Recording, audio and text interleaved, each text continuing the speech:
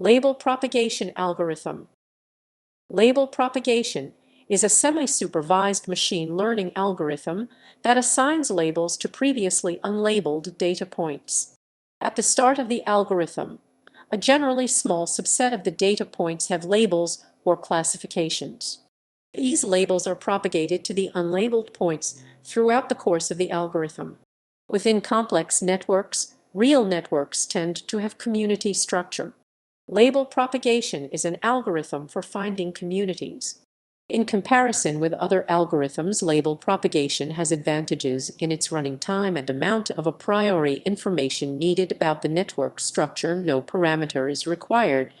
The disadvantage is that it produces no unique solution, but an aggregate of many solutions. Functioning of the algorithm. At initial condition, the nodes carry a label that denotes the community they belong to. Membership in a community changes based on the labels that the neighboring nodes possess. This change is subject to the maximum number of labels within 1 degree of the nodes. Every node is initialized with a unique label, then the labels diffuse through the network.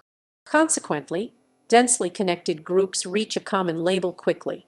When many such dense consensus groups are created throughout the network, they continue to expand outwards until it is impossible to do so.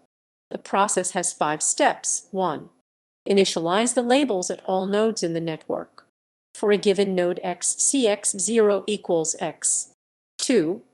Set t equals 1. 3. Arrange the nodes in the network in a random order and set it to x. 4. For each x chosen in that specific order, let cxt equals fsectionet. Here returns the label occurring with the highest frequency among neighbors. Select a label at random if there are multiple highest frequency labels. 5. If every node has a label that the maximum number of their neighbors have, then stop the algorithm. Else, set t equals t plus 1 and go to 3. Multiple community structure. In contrast with other algorithms, label propagation can result in various community structures from the same initial condition.